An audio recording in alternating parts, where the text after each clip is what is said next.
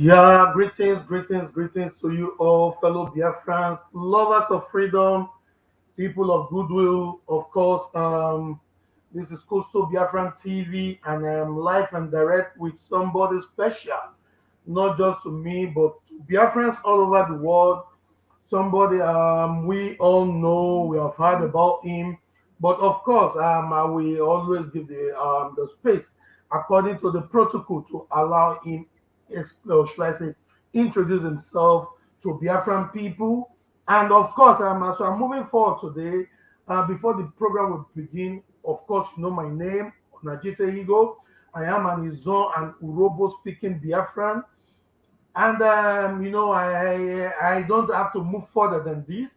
So let us go for our national anthem. Then we go for the main reason why we are here. And I will advise you to advise others to be part of this very great program. Because today is going to be in form of lecture. It's going to be, very well, very educating. So you should also come with your pen and paper, and also come with your mind, a positive, an opening mind, mind of learning, mind of knowing new things. So I can promise you all, dear friends, that of course you are going to learn one or two things here today. So we go for the national anthem and we come back, we start the program.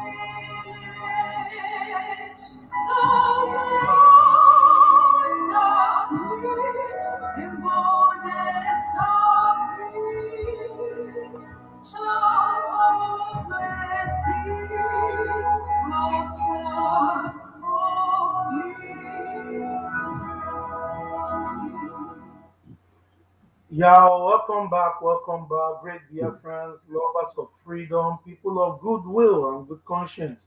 Of course, the protocols remain one because we are making it a duty for us to make sure we pass this very message to Biafrans before we do anything on this very platform, and which I'm going to do now, just a very short clip. I'm going to play it so that Biafrans should understand what is driving us. Biafrans should understand where we're coming from and exactly where we are heading to. And the things that have been keeping us moving till this day. All hail Biafra. Do you now understand what we are fighting? We must make it very, very clear that we are in a struggle for liberation. There is no democracy in a revolution. We are in a perpetual state of a revolution. There is no democracy. We are a quasi-military organization, not in terms of our outlook or pursuit of what we believe in, but in terms of how we are structured. It is called command and control. That is why we are the highest, the largest mass movement in the world. When Biafra comes, you can do all the democracy in your life that you want. There are a lot of things that we are doing that we cannot tell you. When we tell you sometimes, oh, but why are you telling us? You don't have to tell us. But when we don't tell you, you also complain. Oh, why haven't you told us? So we cannot win.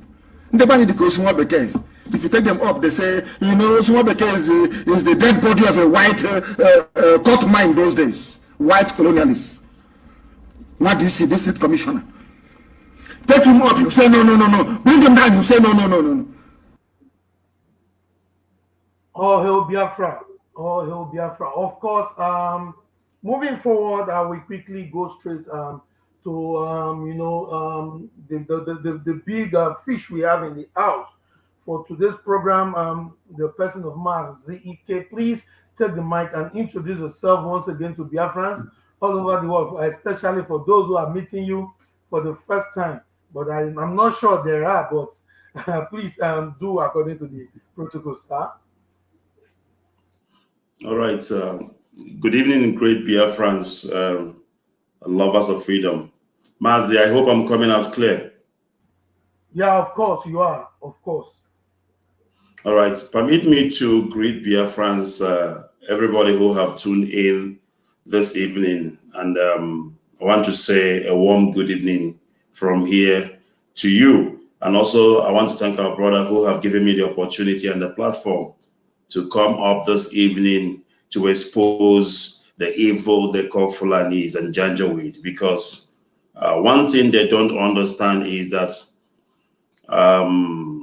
they fail, or rather they think that we don't know nothing, and that's why they called us miscreants.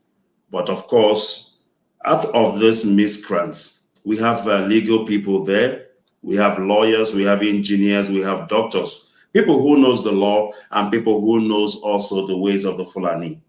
So I want to thank you this evening, and of course, I will appeal that you get your pen and paper, because we are going to teach you things that you might know before or things you might be hearing for the first time this evening. I'm pleased. Another thing, I want you to invite your friends, invite all your brothers and sisters, even our enemies, so that they can also come and hear this evening. Once again, thank you very much. And Mazi, thank you for having me. Yeah, thank you so much, Mazi Ikechukwu.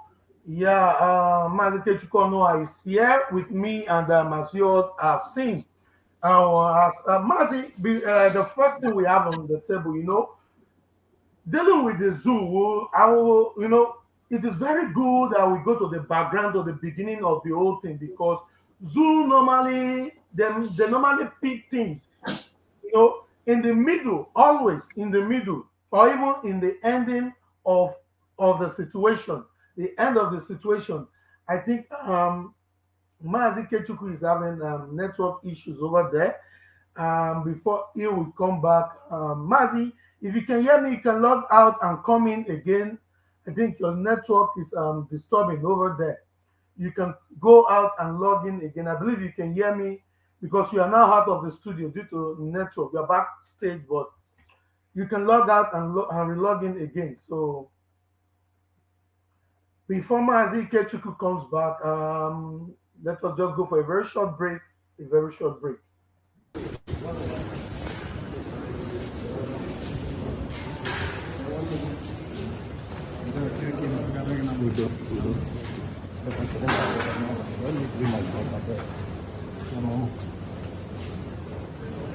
Sorry, please, you're talking for me.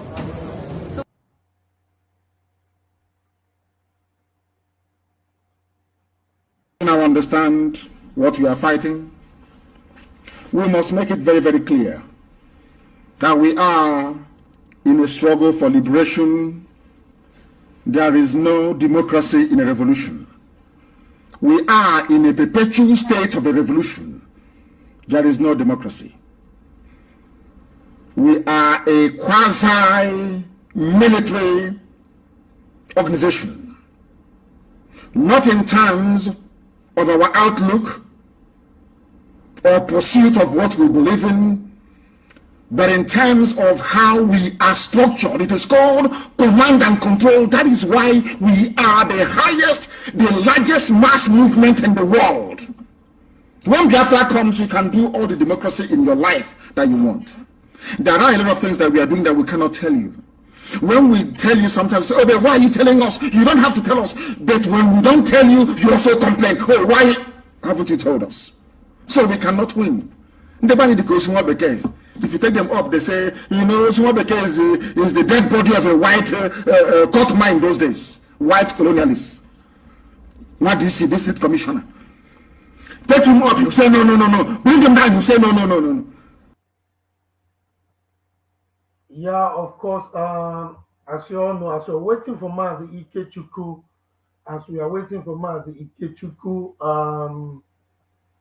let okay, I think it will be back short as soon as possible.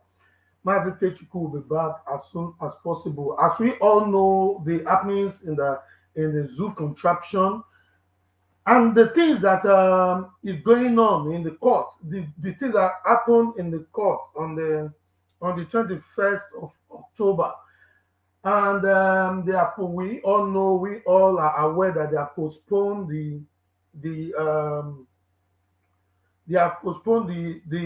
court case of our leader till they have postponed the court case of our leader till next month on the 10th of November.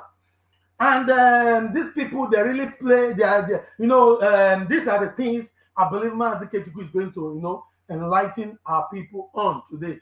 They love playing this TACKIA stuff. They love playing this divide and conquer pattern. They understand that the Anambra election will be held. It will be held on the 6th of November, and they now postpone the court case till on the 10th of November. So it means they have already passed a message to us, and I believe they themselves, they are also aware that Biafra are more than smart. The Biafrans are smarter than them in all angles. So Mazi Ikechukwu is back here. Mazi, thank you. Going further, I would like you, to start from the beginning. How this whole thing happened after the rendition of our lead, after the illegal, illegal kidnap and the rendition of our leader. They also took him to court. They also, because I want you to actually start from there. They also took our leader to court without the knowledge of his lawyers, without the knowledge of our representative. They took him there. So, in other words, and the judge also sat there. The judge sat there and listening to them. Looking at all these things, should this kind of court, should we still have faith, or should I say, should we continue the case with such judge? Because it has already shown, or should I say, it has already proven to us that he can do and undo for sitting without the consent of our lawyers. So, Mazi Ikechukwu, I will want you to start from there, pick it up from there.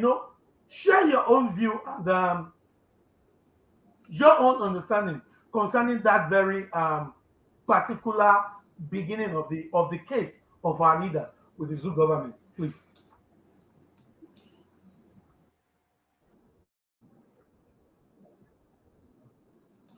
All right. Thank you, Mazi, once again. And I do apologize for the network interference that I had earlier on.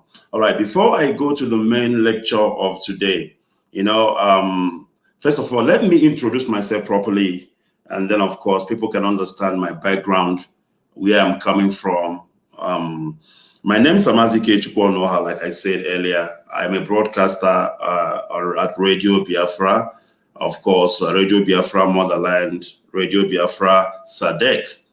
I've been doing this since 2017, since the inception of Radio Biafra Motherland in South Africa.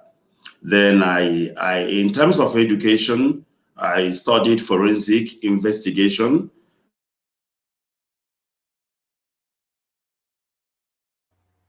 My God, I think the network has started again.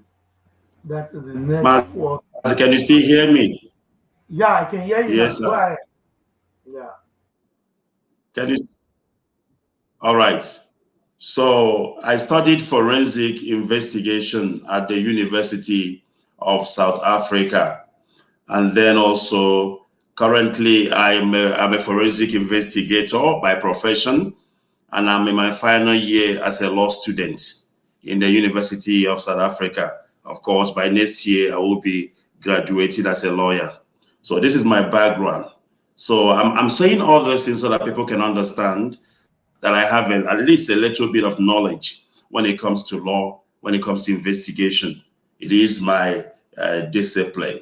All right, let's get straight to it. Our leader, Mazen Nnamdi Kanu, was abducted in Kenya. All right, against all international conventions, international norms, international treaty. It is not allowed. It cannot be done because the UN Convention, prohibits such acts. Rendition of people is not allowed. If the government of Nigeria felt that they want to bring Mazen Nnamdi Kanu back to Nigeria, there are legal process to do that. Okay? They have to apply to the United Kingdom and ask them for extradition of Mazen Nnamdi Kanu, a legal extradition. And then, of course, Mazen Nnamdi Kanu will be taken to the court in the United Kingdom, where he will be, the matter will be heard, whether he should go back to Nigeria to face trial or not. If at the end of the day, a competent court found reason with Nigeria, they can order that Mazen Nnamdi Kanu be taken back to Nigeria to face trial. That is a legal way to do it.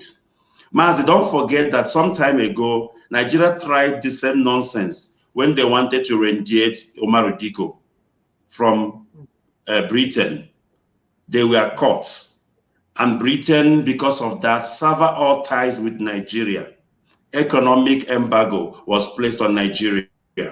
Most of those people were arrested and they were incarcerated. And yet, Nigeria have not learned.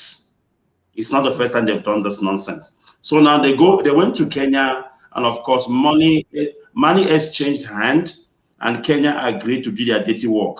Now, when they brought Mazen Nnamdi Kanu back to the zoo called Nigeria, the first thing they would have done is to alert his lawyer, because an accused person have a right to what? To a lawyer. That is why before you get arrested, they will read you your what? Your rights. They will tell you you have a right to a lawyer. If you don't have money for one, the state will provide you with a free lawyer. That is how it's done. Now, they went straight to court without informing Mazen Nnamdi Kanu's, lawyer that they have his client, which is in breach of Mazen Nnamdi Kanu's fundamental human rights. Okay? So that was the first mistake. The second mistake they did after the rendition of Mazen Nnamdi Kanu. So this is the background, what they did. Now, that takes me now to the lecture of today. The question we are asking is this: does Nigeria have the jurisdiction to try Mazen Nnamdi Kanu, somebody who was rendiated from Kenya to Nigeria? Do you have the jurisdiction? Because in terms of the law, let me get this open so I can be able to tell Biafrans what is happening here. All right, just 1 second for me. There we go. First of all, we need to ask the question, what is jurisdiction? Because this is what conferred rights and entitlement to a court of law to hear a matter. Onajite, if they take you from Germany to Lagos, do you understand my point? Let's say you committed a crime in Germany, and then they just sneak you away from Germany, take you to Lagos, and say that you're going to be tried in Lagos. The question is, does Lagos have jurisdiction to hear your matter? That is number one thing, because the crime in question was committed where? In Germany. So let us see what is jurisdiction and also what confers a court with jurisdiction. Unbelievable.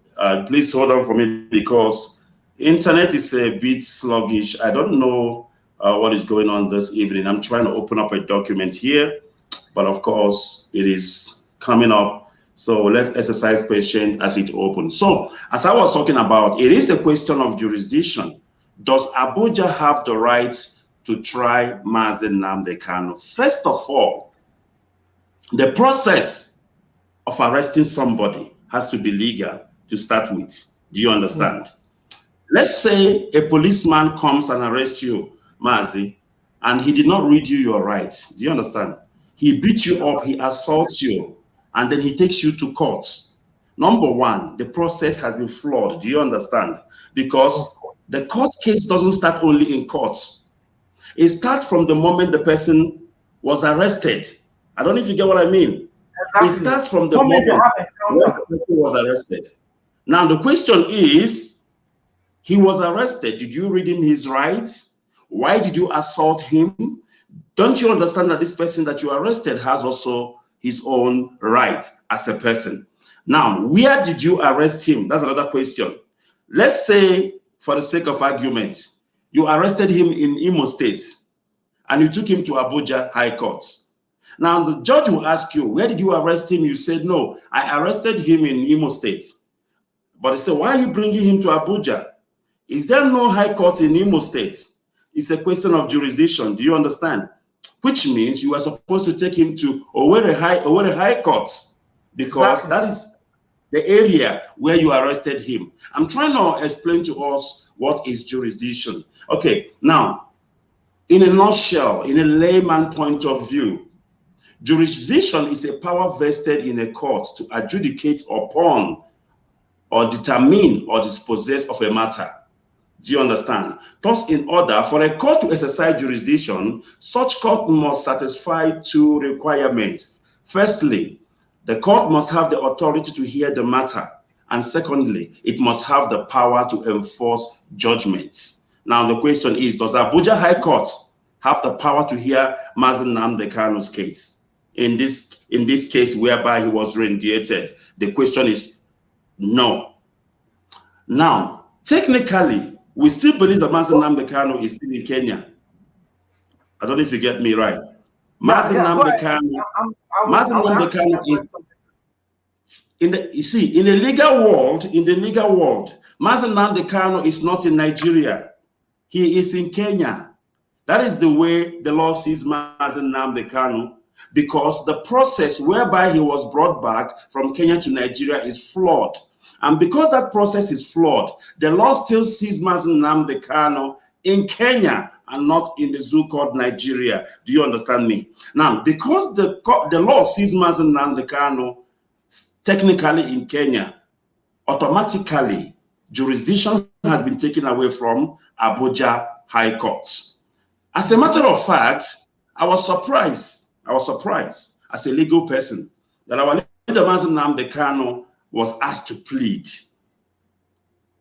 I don't know if you get me. I was surprised that he was asked to plead.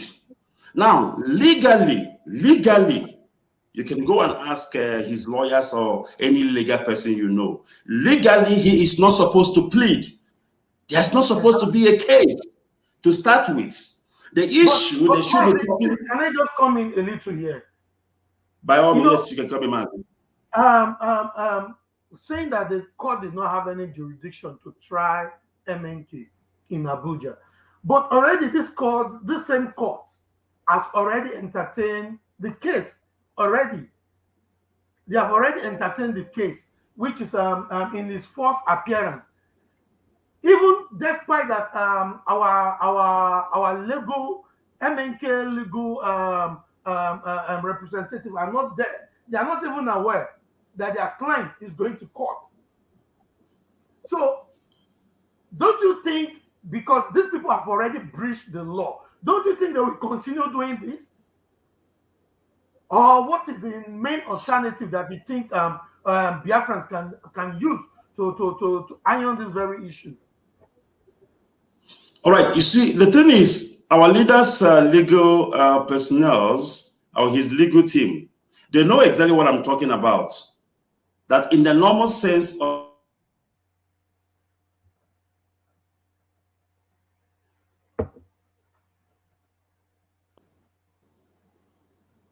Mazi, can you still hear me? Yeah, I can hear you now. The network. Yes, I can see that. Yeah, but you can go ahead now, sir. Can you hear me now? All right. Very So well, very. the lawyers of Mazi Nnamdi Kanu, they know what I'm talking about. Our leader Mazi Nnamdi Kanu, they know what I'm talking about. They know that Mazi Nnamdi Kanu should not stand trial in Abuja. It is legally wrong. It is oxymoron. It is oxymoron in a legal term. He cannot stand trial in Abuja because Abuja lacks jurisdiction. But I think the reason why our legal team is flowing with the way things are going is because they know they are in the zoo. Do you understand? So they have to use what they have at the moment. They have to work with what they have. Because for me, the case that should be happening now is the rendition of Mazi Nnamdi Kanu. A trial within trial. That's what we should be talking about. A trial within trial. What is a trial within trial? Before even Mazi Nnamdi Kanu appear before Abuja High Court, there should be a hearing in the chambers of Binta Nyako. Now, that hearing in the chambers of Binta Nyako will comprise all Mazi Nnamdi Kanu legal team and then the state. Now, what are they going to be talking about? Our defense team will be saying, this is wrong. The process is flawed. You rendited him from Kenya, and that does not give Abuja jurisdiction to try him. International law says what you did was wrong. United Nations, everything, every convention is saying that what you did was wrong. Therefore, Mazi Nnamdi Kanu should be taken back to Kenya, and he should be compensated. Yeah. So this is what they should be. Judiciary. I say, including the zoo judiciary, their law. Thank you very much. Thank you very much. The zoo judiciary is the one to tell DSS to say, listen, I don't think we have jurisdiction. Take this man back to Kenya, and from Kenya back to the UK. And when he's back in the UK, you can now apply for extradition. Then, if Britain court approves the extradition, then you bring him back, then we try him in Nigeria. There is no shortcut. You cannot go from the back corner and you bring him and you want us. It's not a kangaroo. Nigeria is practicing common law and international law at the same time. You understand that? Meaning that whatever is applicable internationally is also applicable in Nigeria. Nigeria does not have its own isolated law. When you look at the zoo constitution, don't you think they are bringing up, they are using the Sharia law, their own isolated law? Absolutely. Yeah. I'm coming there. I'm coming there. This is Fulani. These are Fulani you are dealing with here. You know, Olajite, me and you, we always think we are clever. We are not clever. Fulanis are more clever than us. I've accepted it and I've made peace with it. It's all the whole thing. Oh, we are the most clever. We are so intelligent. My friend, intelligence is when you make use of your brain. Do you understand? Fulanis know how to play the game. Oh boy, they do. And they play it very well, very sweetly. And that will take us to TACKIA. I'm coming to TACKIA. But let's finish with this issue of jurisdiction. So what am I saying in essence? Evil part. Binta Nyako shouldn't have entertained the appearance of Mazi Nnamdi Kanu in her Exactly. court. Because it violates the court process. It violates the legal process. Because first thing she needs to do is to say to herself, do I have jurisdiction? Does my court have jurisdiction to hear this matter? Then if she realizes that this is the case of extraordinary rendition, she will make a ruling and say, please take this man back to Kenya. Exactly. Because the process is flawed. Listen, let's assume for all ramification, let's assume that Mazi Nnamdi Kanu, let's assume he jumped bail and ran away. Let's assume. It still doesn't give you the right. Are you listening to me? Let's assume he jumped bail and ran to the UK. It still doesn't give you the right to do what? Kidnap him or rendate him back because he jumped bail. Do you understand? Because he has crossed to another territory, another country. Do you understand? You need to say to yourself, do I have extradition treaty with the UK? If you have an extradition treaty with the UK, what do? You apply. This stupid Malami, a Sharia judge or Sharia magistrate or whatever he is, a Sharia leader. I don't know where he went to school. I don't know where he studied. He should know better that his office was supposed to write a letter to the United Kingdom government and say to them, we need Mazi Nnamdi Kanu back to Nigeria to stand trial. And then they will go to Mazi Nnamdi Kanu and serve him paper, and he will appear in any high court in the UK. When he appears in the UK, he will get his own lawyer. It will be a normal trial. Do you understand? At the end of the day, if the judge rules or see it fit that Mazi Nnamdi Kanu must go back to the zoo called Nigeria, he can appeal also. But at the end of the day, say they rule and say you need to go back to the zoo called Nigeria, then he can go back to Nigeria legally. Then Abuja can now have jurisdiction to try him. Do you understand? That is number one. So, but now they choose to go the shortcut. They choose to do it the zoo way by rendiating him back to Nigeria. So that is why I am so disappointed that Binta Nyako actually went ahead to hear that matter. I'm so disappointed. That is the point now, Mazi. That is the point. I am so disappointed that a judge. Please go ahead. I'm listening. With her saying the obvious, why does she still proceed by even entertaining this very issue in the first place? I'll tell you why. I'll tell you why. I'll tell you why. Because there is no independence of the judiciary in Nigeria. The judiciary are not independent. Remember, they are brown envelope judges. Exactly. Now, remember, if you're expecting anything good out of this shenanigan, if you're expecting anything good, you're wasting your time. That is why Malami had his press conference on Friday. Do you know why? He's telling Binta Nyako what to do. Indirectly. Do you understand? But I will get to that. I will get to that. Now, in terms of jurisdiction, because we are still talking about jurisdiction here. Now, generally speaking, the public international law principle of territorial sovereignty provides that the courts of any given country have jurisdiction only, I say again, over the individuals or corporate entity who reside within their country. I don't know if you get that. Mazi Nnamdi Kanu does not reside. He does not reside in Abuja. He doesn't reside in Lagos. He doesn't reside in the zoo. He resides in the United Kingdom. So the question is, what is the nexus? What is the nexus that annex jurisdiction to Abuja? We will still get to the charges. You will laugh. When we get to the charges, you will laugh because I'm going to bring out the charges and I will tear it because I had a broadcast. I think it was on the 20th before the court date on the 21st. If you go to Facebook, Radio Biafra, you will hear my broadcast. Thank you very much. Listening to that very broadcast. Thank you. Now, everything I said, everything, Olajite, tell me, everything I said on when, I think it was on Wednesday, right? My broadcast was on Wednesday. Yeah, on Wednesday. It was on Wednesday, exactly. On Wednesday, so, yeah. I encourage your listeners to go and listen to my broadcast on Wednesday. On Thursday, our legal team said exactly the same thing I said, because I know what I'm talking about. I'm not learning it. It's I something believe I've studied many all Biafrans listen this to that very years. broadcast. I knew that their charges, were frivolent. Do you understand? Our lawyer said that those charges are akwa akara. You know akara, that paper you use to wrap akara. He said that the charges is akara, which I know. Even a first year law student, knows that there is no charges there.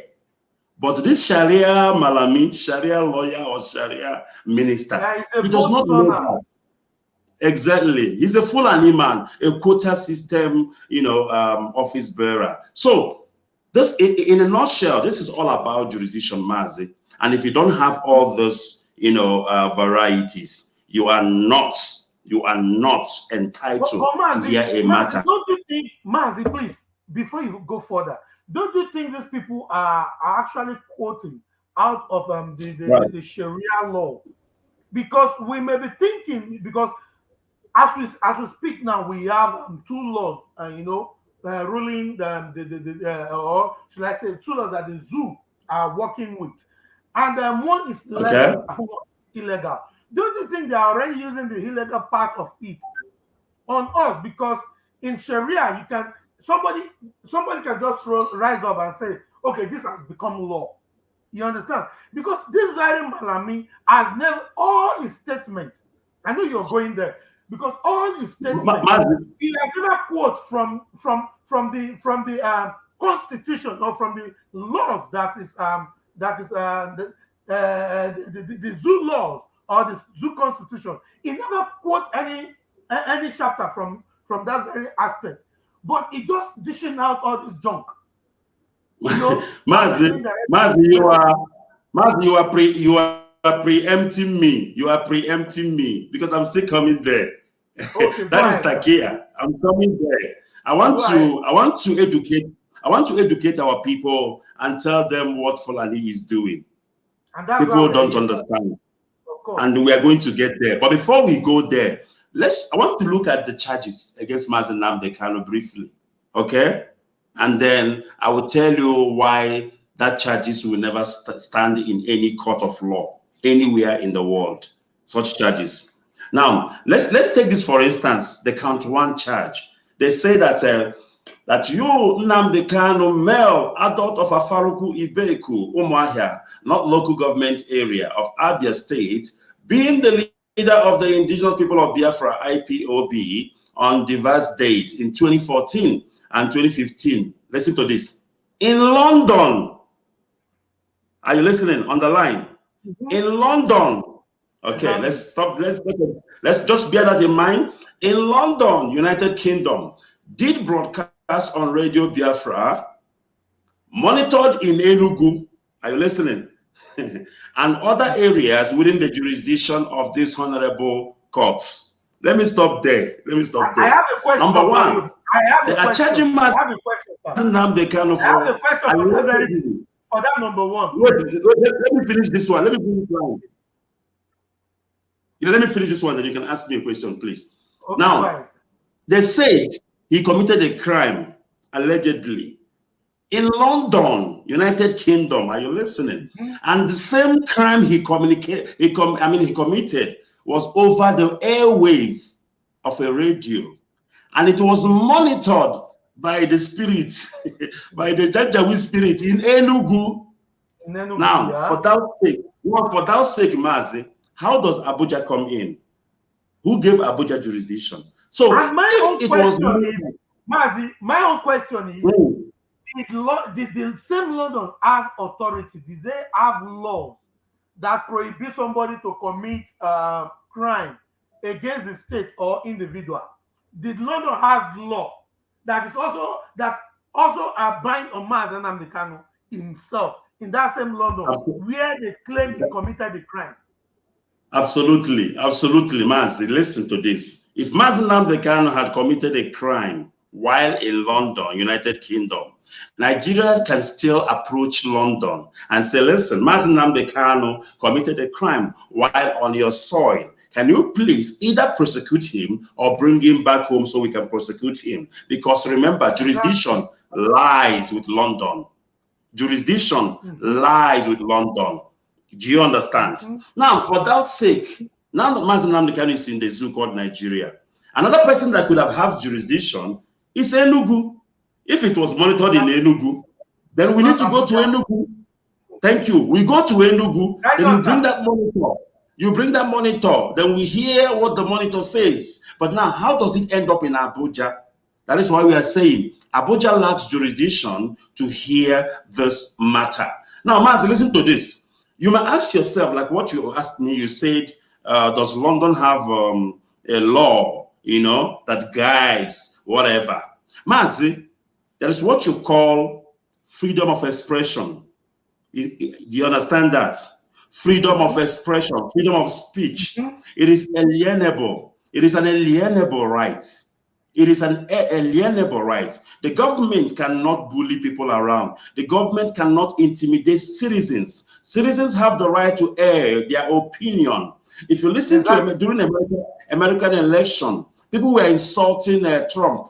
They were calling Trump all sort of names. Do you understand? They did a lot of things, and then nobody arrested them, nobody charged them to court, because there is what we call freedom of speech and freedom of expression. Now, listen to this, Mazi. Listen to this. The ratification of the United Nations Charter in 1945, after the end of World War II, placed the right of self-determination into the framework of international law and diplomacy, including Nigeria. Are you listening? You might say, people keep on saying, in Nigerian constitution, we don't have anything about referendum. That is nonsense.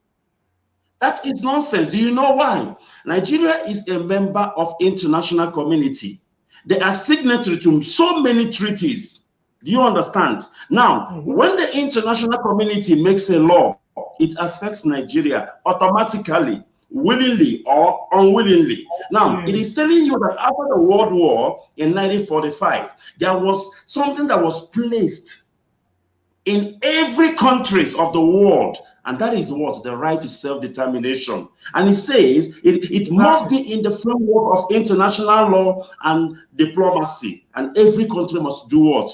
Abide by it. Now, so that is number one. It shows that what Mazi Nnamdi Kanu was doing in London on the said date, he was actually exercising his right to what? Self-determination. And that could not be a crime. Now, let's proceed. The principle of self-determination is prominently embodied in Article 1 of the Charter of the United Nations. It says, all people have the right to self-determination. By virtue of the right, they freely determine their political status and freely pursue their economy, social, and cultural developments. Do you understand? Article 51 also says, nothing in this present charter shall impair the inherent right of individual or collective self-defense. So, do you see how we squashed charge number 1? Exactly. Do you see what I'm saying? The charge number 1 does not exist anymore. You see, I'm even going deeper. On the start is this. Once a court does not have jurisdiction, the matter will be struck off the roll, discharged and acquitted. For the fact that the incident happened in London, United Kingdom, automatically he should be acquitted on charge 1. Do you understand? Because Abuja will not even go further. Abuja cannot go further because it lacks jurisdiction to hear count 1. Mazi, now, there's another one. I love this one. I'm going to read this number 2. I don't want to read the whole 7 counts, but I want to take this number 2. This number 2 is very interesting. Listen to this. Count 2. That you, Nnamdi Kanu male, adult of Afaruku Ibe Kumwaya, not local government area of Abia State, on or about the 28th of April, 2015, in London, United Kingdom, again. All the crime was committed in London. In London, United Kingdom, did broadcast on Radio Biafra, monitored again in Enugu. I ask again, how does Abuja come in? That is Fulani for you. Now, let's continue. They said that you refer to Major General Muhammadu Buhari, GCON, the President and Commander-in-Chief of the Armed Forces of the Federal Republic of Nigeria, as a pedophile, a terrorist, an idiot, an embodiment of evil. Knowing same to be false. Now, Mazi, I will come back. Just hold on. Sorry, Mazi. So it has now become a case, a crime. So, my God. So if I tell you, Mazi, you are mad, though, Mazi, it means I'm going to jail. No, Mazi, listen. No, listen, Mazi. No, Mazi, listen. Listen, I'm gonna be. No, Mazi, listen. I'm gonna be fair with you. If you call me anything you want to call me, okay? I can go and lay a charge against you, but it's between me and you. Even if I'm a president, it has nothing to do with the country. I will go and lay a complaint as an individual. As a matter of fact, if Buhari is alive, he is the one who's supposed to go exactly to the court, not the state, not the state. So if Buhari is still alive, he's the one who must go. If Buhari is still alive, he is the one who must go and lay a charge against Nnamdi Kanu as an individual, not on behalf of the state or whatever. And he must be, that's what you call criminal injuria. We call it here in South Africa, criminal injuria or defamation of character. He can charge Nnamdi Kanu for criminal injuria or defamation of character on his own capacity as Buhari. I don't know if you get what I mean. The state cannot charge you for calling Buhari names. No, the state cannot charge you. Buhari have the power, the right as an individual, as a citizen of Nigeria, to sue people, and people sue him as an individual. It has nothing to do with the government. Because Boris Johnson, people pelted eggs on him. They were throwing eggs on a prime minister of a country. I don't know if you know when that happened. People were pelting eggs, throwing eggs on a whole even Italy prime minister. Of course. They attacked them a lot. He was slapped.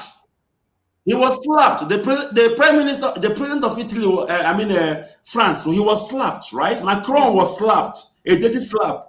A whole president was a dirty slap. Yeah, of course, it's on media now. It was everywhere. So, if Macron is aggrieved, you know what Macron will do? One day he will take off from work and go to the police station and open a case against the man who slapped him. It has nothing to do with the government. That is number one. And then, but now when you look at Article 10 of the Human Rights Act for freedom of expression, I want you to listen and pay close attention. It says, everyone has the right to freedom of expression. The right shall include freedom to hold opinions and to receive and impart information and ideas without interference by public authority. Did you hear that? Without interference by public authority. In essence, the government must not interfere when you're exercising your free expression. If you call Buhari a terrorist, it's your right. If Buhari doesn't like it, he will take you to court and you go and tell the court why you say he's a terrorist. Maybe you have a proof. As a matter of fact, if I ask you, is Buhari a terrorist? You will say yes, and you will give me facts and figures that will make me believe that he's a terrorist. So there is Article 10. So as you can see, count 2 gone down to the drain.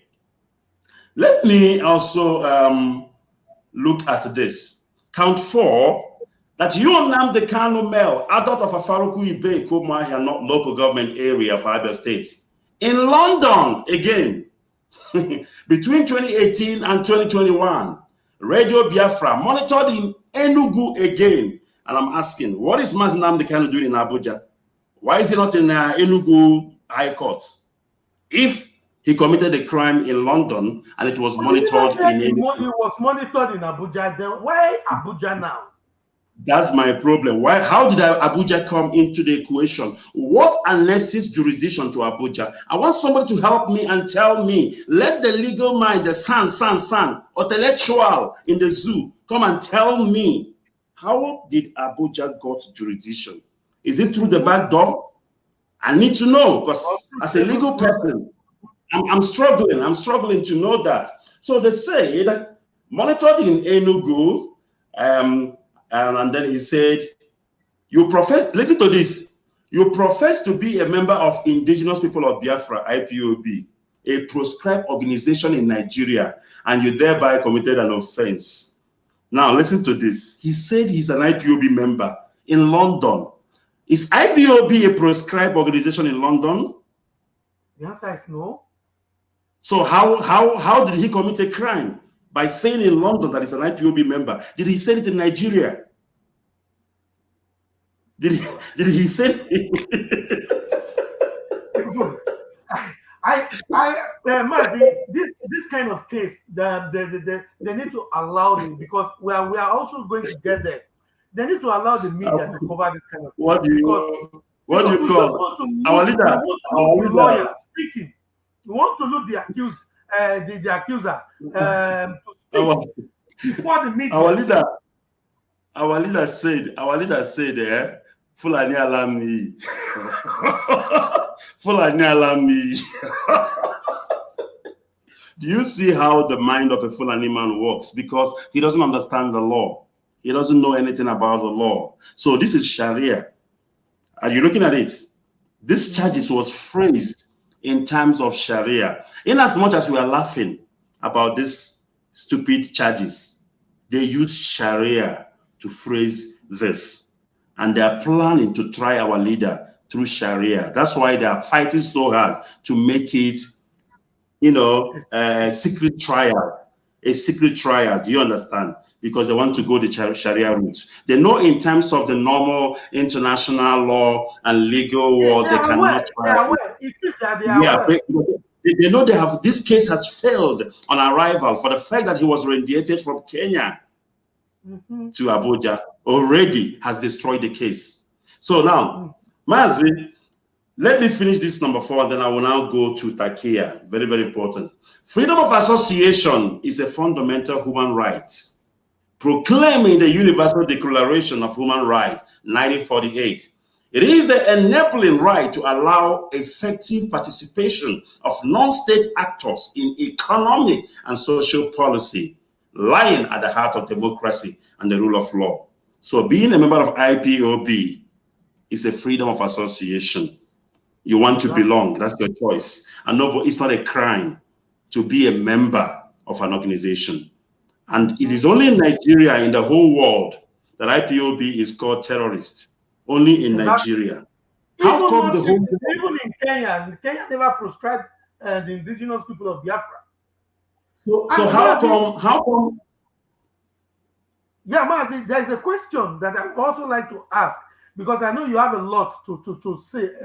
Actually, Please go ahead. IPOB. When you say IPOB, this is a nation. If I'm not mistaken, indigenous people of Biafra.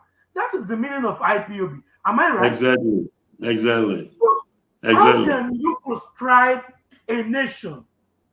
You proscribe the entire race, and you are still governing them. I'll tell you why. As senators, you still have them as governors. I'll tell you why, Mazi. I tell you why. I'll tell you why. Fulani knew that what happened in 1967 cannot happen again. Do you understand? They cannot kill us. They cannot massacre us just like that. So they have to find a way to kill us systematically. I preached a message on systematic extermination. If you are following me, maybe you've heard it. So how do you kill Biafrans in millions? It might take years, but at the end of the day, you will find out that you have killed more than 20 to 30 million Biafrans without even the people you are killing knowing that they have depreciated 30 million. So Fulani are very smart. Britain taught them well. So what did they do? If you want to kill a dog, you call him a bad name. Have you heard that saying? If you want to kill a dog, you call him a bad name. Now, if they do not proscribe IPOB and they start killing us systematically, the world will talk. So what did they do? They first of all proscribed IPOB, called the dog the bad name. And then it's only the Fulani, are you listening? It's only the Fulani that knows that IPOB is indigenous people of Biafra. We keep on saying it, indigenous people of Biafra. But we don't understand. We don't understand what we are saying. That we are representing the whole Biafrans. Fulani knows that IPOB is not an organization. IPOB is a people. It's a nation. It's a race. Fulani knows that very well. So if we proscribe IPOB, in other words, we will proscribe the whole nation of Biafra, and we can now kill them systematically. Now, remember, what follows proscription means you can kill them. It won't go to court. You know that. If they kill any Biafran, no court will hear it. That's why they keep killing. A policeman will just shoot you dead. You can't go to court because you are proscribed. Fulanis are clever. They know what they did. And is it working? Bro, it is working.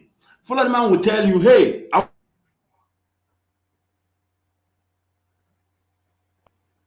so Fulani man will tell you, I will kill you. And then he will kill you.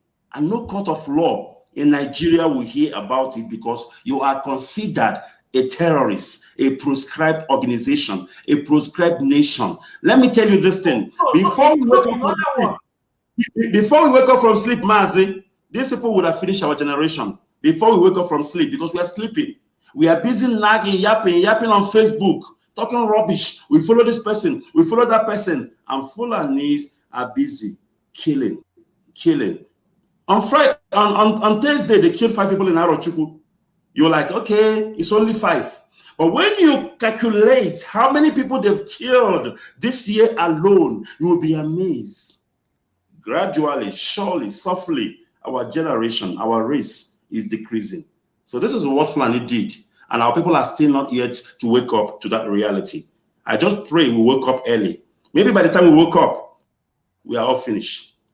So now, let me finish on this thing. I want to go to count 7, and then I will summarize. I will finish on this charges against our leader.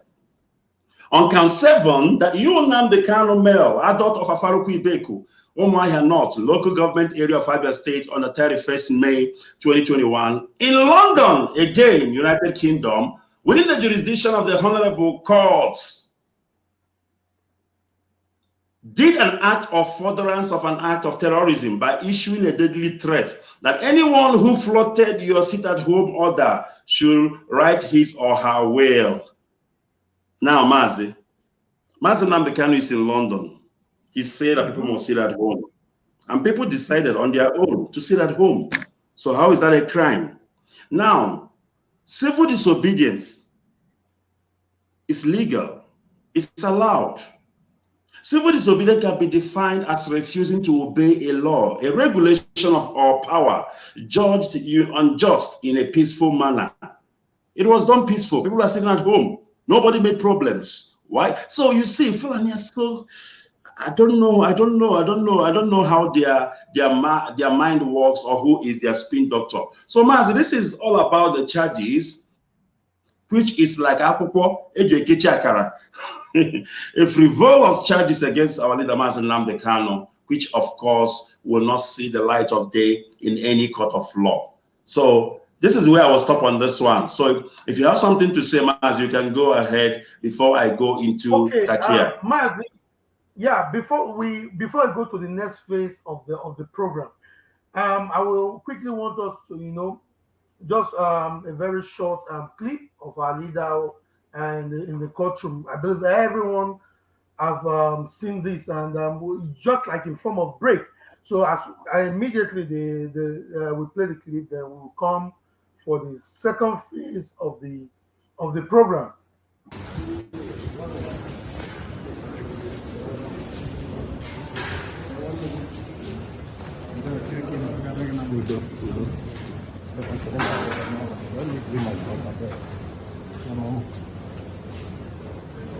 So that is important for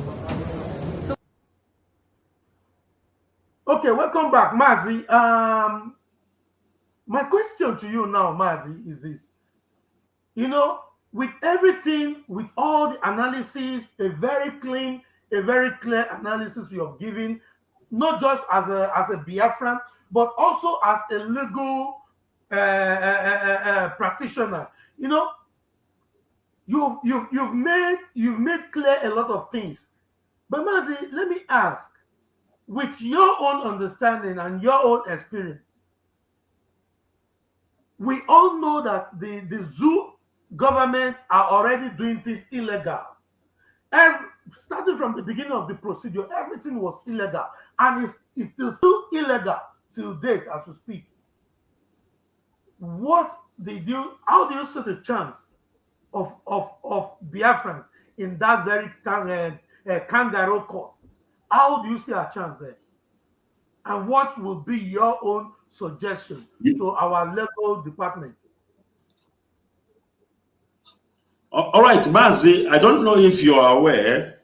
Um, normally, in a court of law, when you bring a case before the court of law, and of course, the defense will look at the charges, okay?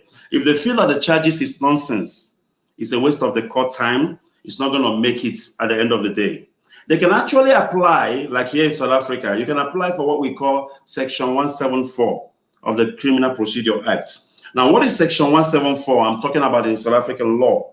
It's basically you are telling the court, listen, I don't think that these charges have potential of succeeding.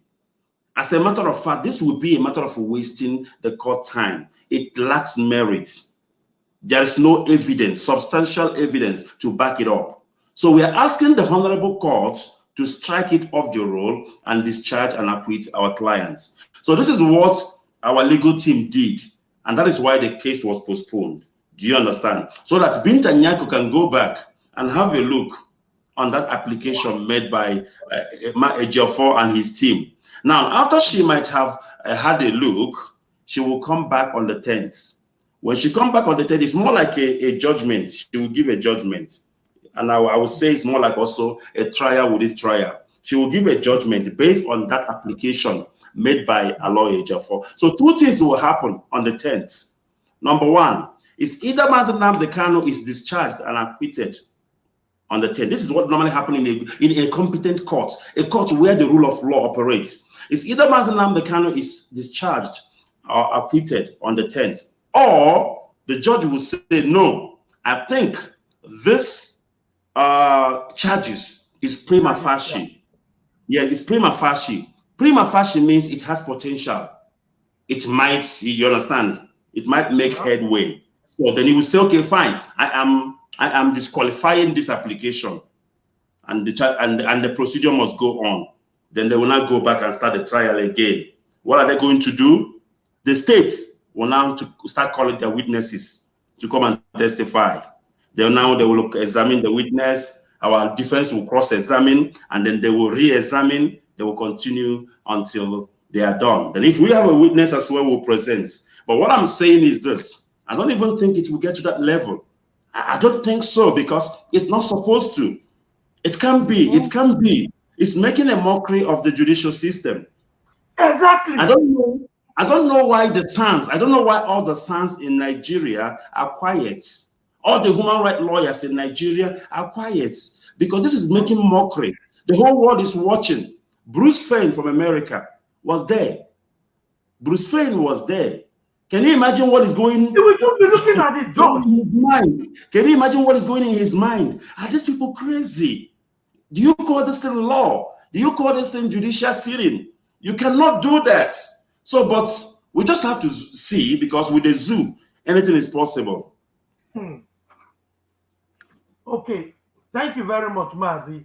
Going further, don't you think the UK itself or itself has a very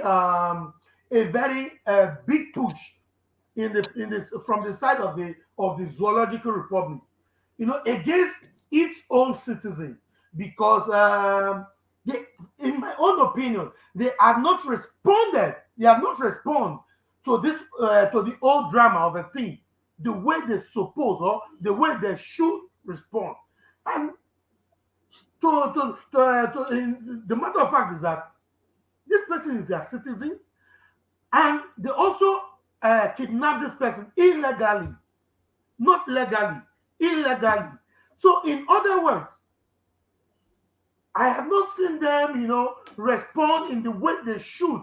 If it should be a white person, let's assume, how do they call it? Boris Johnson's son or daughter was kidnapped just the way our leader was kidnapped by the zoo government. I don't think Britain will even say illegal arrest. They will say this is kidnap.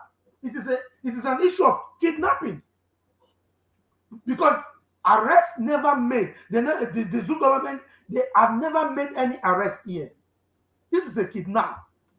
So, Mazi, don't you think the Britain are the one foiling the whole thing? Or let me put it this way: maybe Biafra should not expect anything from that area at all. Mazi, first of all, is this: how are we sure? How are we sure that Britain is not in on it? That's number one thing you need to ask yourself. How are we sure that Britain is not in on it? Because there's a lot of conspiracy that went underground before this whole thing was hatched. Do you understand? So how are we sure Britain is not in on it? For me, the advice I will give to our legal team is very simple. Go and sue British government in their own country. I don't know if you're listening to me. Take them to court. Take them to court. You can take the minister of their home office. You know the minister of their home office? You can sue him and say to him, why do you keep silent while your citizen languish in Nigerian prison? Let him come and tell the court what is in it. Does he have any hand in it? For me, this is the only way I felt you would drag, because now you need to drag Britain. You need to drag them into it. Yeah, if you want to wait for Britain to say something, they will not say anything. Come on, we're talking about Biafra here. We are talking about Biafra. And you know how much Britain hates Biafra passionately with all their hearts. In as much as Mazen Nnamdi Kanu is a British citizen, he's a Biafran, don't forget. And he's pushing for Biafra agenda. And that does not go well with the British. So for me, I will advise them to sue Britain in their own country. Okay. Thank you very much, Mazi Ikechukwu. Thank you very much, Biafrans. As you all know, this is Coastal Biafran TV. As you're joining, kindly invite other people to join us. Of course, we are going to open our line. You can ask your questions. If you have any questions for Mazi Ikechukwu, he's here live and direct to answer your questions. So Mazi Ikechukwu, moving further, the second phase of the program, as I said, let's start looking the area, or should I say the roles Biafrans and IPOB leadership are now playing today. We all know that the leadership just promised, because I don't say they threatened, they promised the zoo government that IPOB will go 1 week lockdown. Starting, if I'm not mistaken, starting from on the 5th, if I'm not mistaken, starting from on the 5th of November. And we understand that how they call it, the Anambra governorship election will be held on the 6th of November. So, and we are going on lockdown. So how do you see this? Do you think it is enough or it is not enough in your own perspective to respond? That is our first response. And don't also forget that HOD, the person of Mazi Chikedozie, also promised the zoo that if they refuse to release our leader from now, which is on the 22nd, on the 22nd of October, the second day of that very court date, he promised the zoo government that we have, from that on the 22nd to the next month, which is November 22, if they refuse to release Mazi Nnamdi Kanu, we are going to go on lockdown for a good 1 month, except on Sunday, which is worship days, where Biafrans worship Oputamono and Chukwokike at Biama. So, Mazi, do you think that very 1 week is enough as a response to the zoo government? Mazi, before I go that, I think we are jumping something here. I want to touch a bit on TACKIA, because remember, that is what led to this pronouncement from our HOD. Now listen to this. Listen to this. Fulani think they are very clever. They think they are very clever. Maybe with their saboteurs in our land. Do you understand? Now you know what they did? They used TACKIA on Biafrans, and it nearly worked. It nearly worked. They said, let us flash Mazi Nnamdi Kanu in their face. Let's bring him out on the 21st. Immediately they see him on the 21st, they'll be so happy. They will rejoice and forget and lose focus. Then on the 6th, we will launch our election in Anambra State. Now, they brought Mazi Nnamdi Kanu to court on the 21st. Everybody was happy that they've seen our leader. Exactly. And that is the reason why you give it to them. Of course, Mazi, you're very calculated. Thank you. Then on Friday, Malami strike. On Friday, a day after, Malami strike. What did he do? He came out to the press and began to conduct another trial in absentia of Mazi Nnamdi Kanu. It is called trial before the media. He began to to start what you call trial in the media, and it's not allowed. It's illegal. Why is it illegal? He is the minister of what? Justice. Minister he is the minister of justice. Exactly. And he's not supposed to be seen to be biased. He should be neutral. But now he's trying to swap justice against Mazi Nnamdi Kanu. He's trying to bully Abuja High Court. She's telling them what to do. Indirectly. People did not notice that. What he did is a crime. What Malami did is what? A crime. He is not supposed to pronounce on a case that is happening in a competent court. Remember, Mazi, once a matter goes into adjudication before a court of law, you are not allowed to pronounce on it if you are a partaker in that matter, if you are a stakeholder. Malami is a stakeholder. He is the one on behalf of the states who have taken Nnamdi Kanu to court.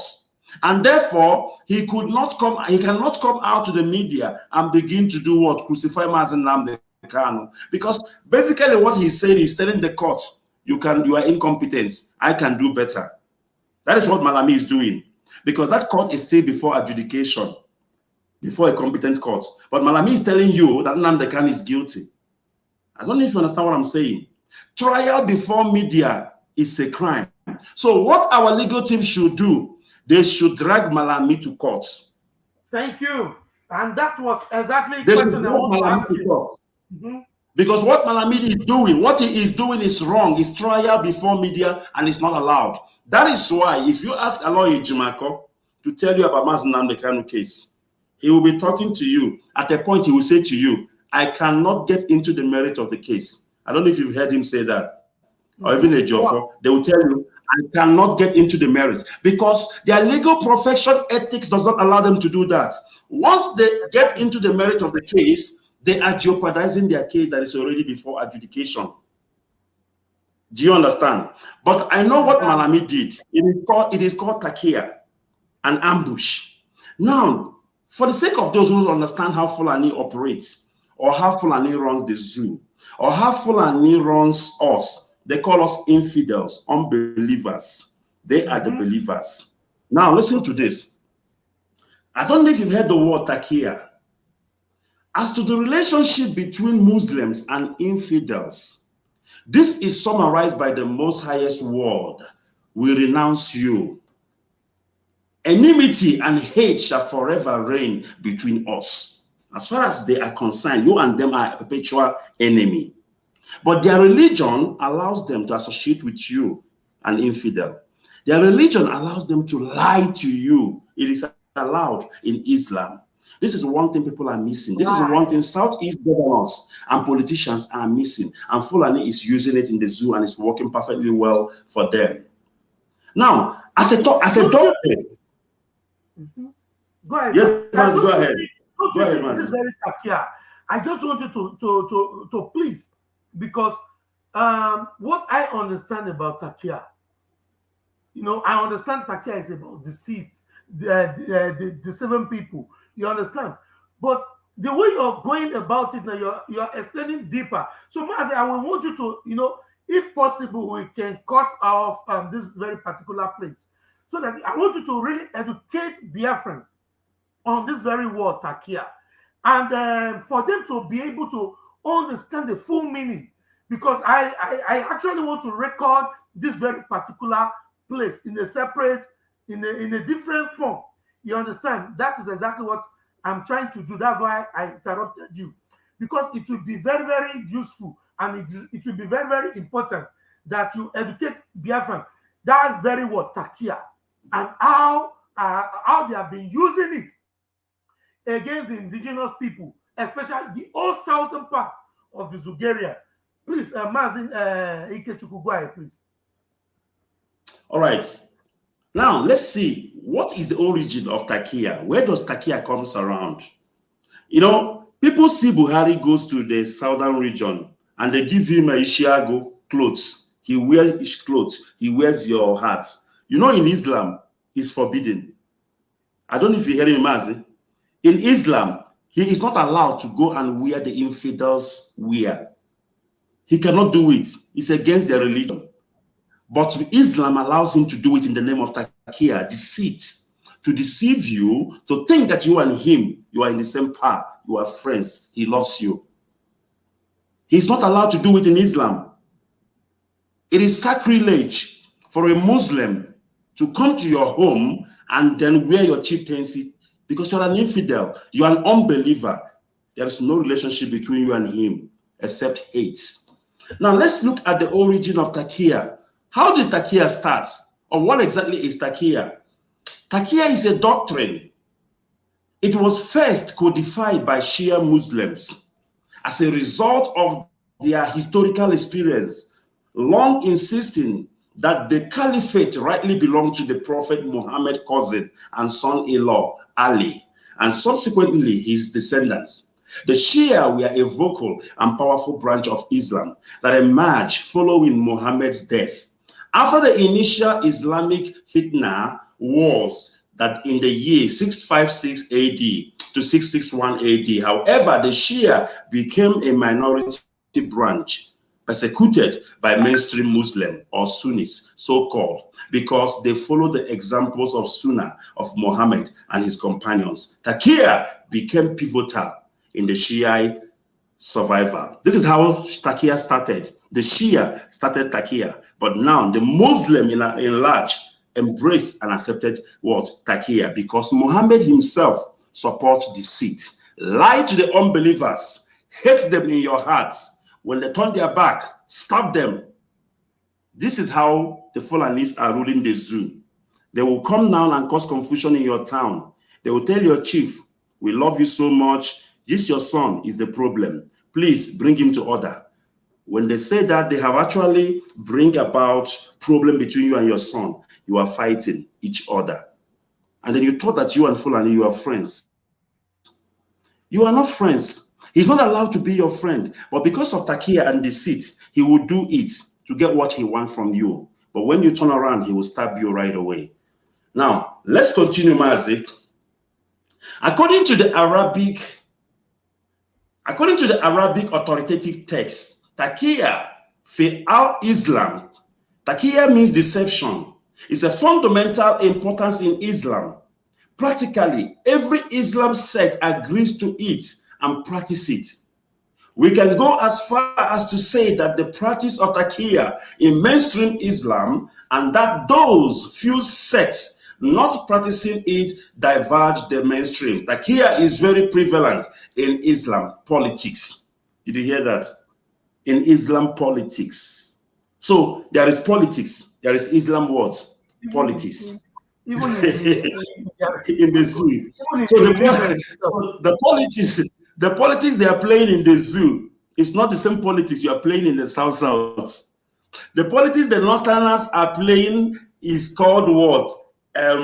What do you call it again? Islamic politics. Now, Islamic politics is coded with what? TACKIA. This is why they will tell you Niger Bridge is ready. Niger Bridge will be ready next year. Niger Bridge will be ready in the next 6 months, but it's all lies. It is called TACKIA. Lie to them. Get what you want from them. All right. The primary Quranic verse, listen what Quran says about TACKIA. The primary Quranic verse sanctioning deception with respect to non-Muslim sects. Listen to this. Let believers not take for friend and allies infidels. You cannot be their friend. You cannot be their ally. They can take an Igbo man and make him a vice president. It is wrong in Islam. It is not allowed, but because of TACKIA, they will do it to deceive millions of the Igbos. Their religion says it's fine, but they're not allowed to do it.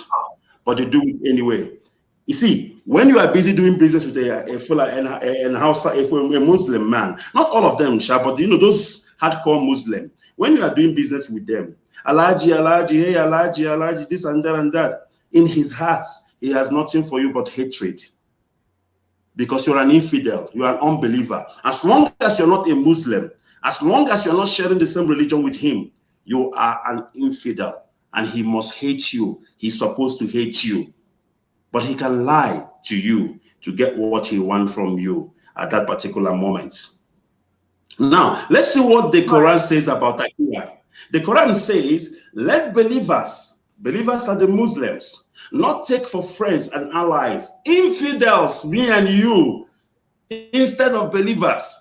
Whoever does this shall have no relationship left with Allah, unless you but guard yourself against them, taking precautions. You see, you can do it, but be careful so that they don't contaminate you.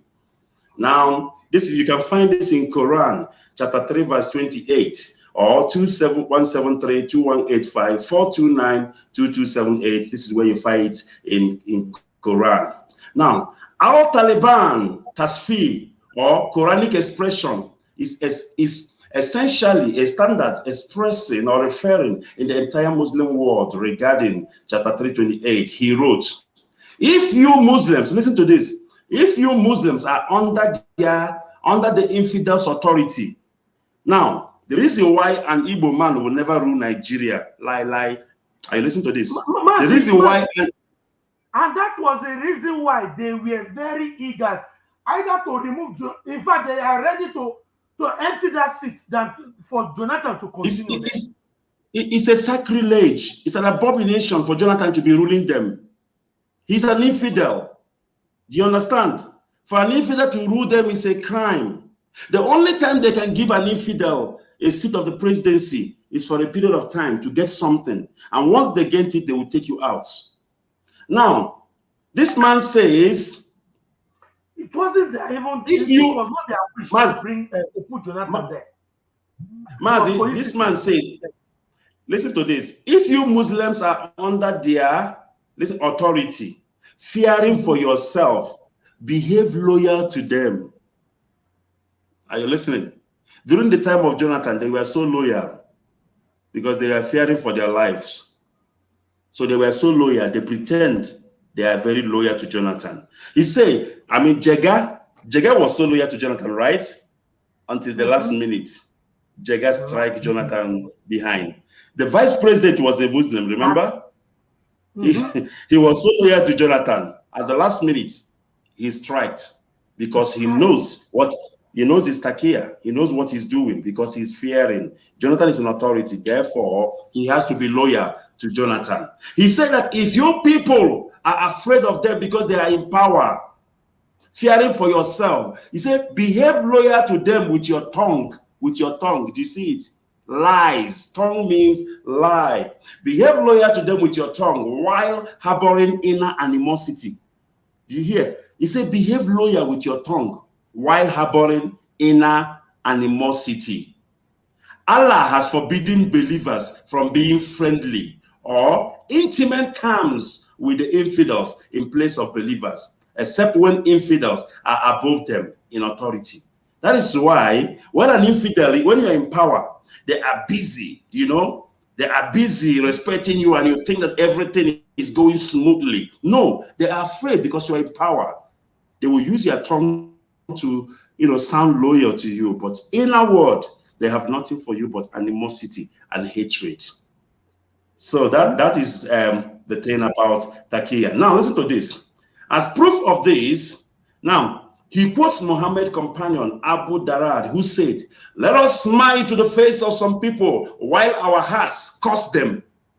Are you listening? Let us smile to their face while our heart is cursing them. He's smiling to you and he's saying, "Don't was shaggy." Let us smile with our heart, with our mouth, while our tongue is doing what? Cursing them. Other prominent ulema such as Qataba, Al-Razai, and Arabi have extended TACKIA to cover deeds. Muslims can behave like infidels from bowing.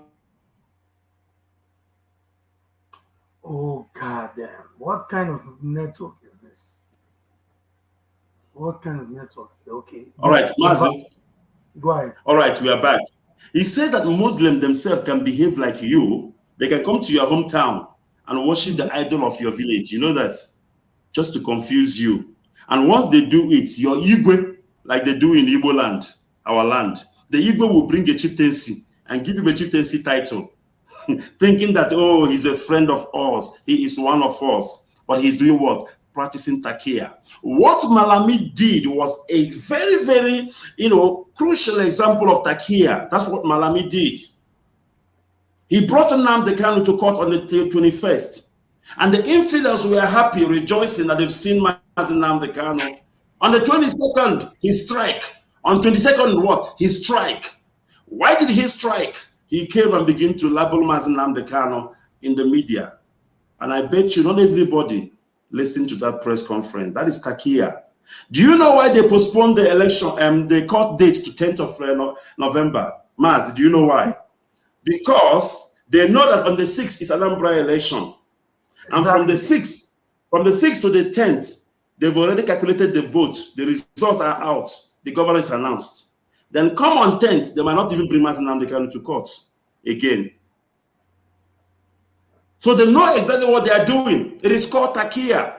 But now, because we are IPOB, we are wiser than them. We are 7 steps ahead of them. We said, okay, fine. You want to play? 2 can play that game.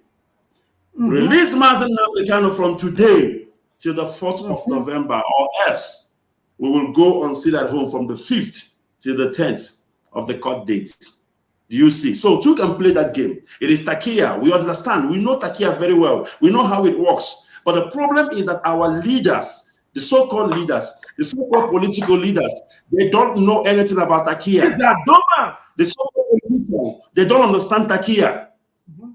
The same people who say to you, go and represent us in your area, kill your brothers. The same people will, at the end of the day, send somebody to kill you. And when they kill you, it does not touch them. They don't feel anything because they hate you. Your brother You are an will say infidel. nothing because you have killed them before. That is the TACKIA. You have killed your brother before. So when they kill you, your brother will not say anything because they know you. Okay, who will hear that they shot the person of Opus Odima? No Biafran will cry. In fact, Biafrans will be rejoicing. And that is the part of the TACKIA. Mazi, I think you have really hit it hard there. Thank you very much, Mazi. Thank you very much, Mazi. Going back to the one I asked you, I believe you have already explained that very part. Yeah, we have another story here saying that this is from backing Nnamdi Kanu, IPOB. That is Nigerian government are warning nations who are friends of Biafrans. What will you say about this? has it not, is their madness now grown to the extent that, they will not be threatening, other nations. They will not be threatening other nations that are free, they are free to us because we believe, because the people, they don't even know what is called freedom of association. So they believe that they can lord it over their city, their zoo citizens. They can as well lord it over over other nations. This one, how does it sound to you? And what is your own advice to our allies, those who are those nations who are who are our sympathizers? What are your advice for them hearing this? Mazi, the problem is the zoo constitution is cut and paste. It's not the real constitution. Their constitution is cut and paste. They don't even know what is inside their constitution, the zoo. So, and they don't understand international laws. Because if they do understand international laws, they won't be making such reckless statements. Let me tell you, the people who assist IPOB all around the world, they don't do it because they love you. They don't do it because they love you. I don't know if you get what I mean. They are just following what? They are just following international law that says if somebody is persecuted in his own hometown and he comes to your own land, you must do what? Give him asylum. You must protect him from the harm that he's running away from. You see, you cannot change that. That is the difference between a white man and a black African. A white man doesn't have to love you to work with you. As long as there is a policy, there is a procedure, you must follow that procedure. If the law says, okay, let's see what the law says. Give him asylum. He's running away from Boko Haram. Approved. They will give you asylum. Simple as that.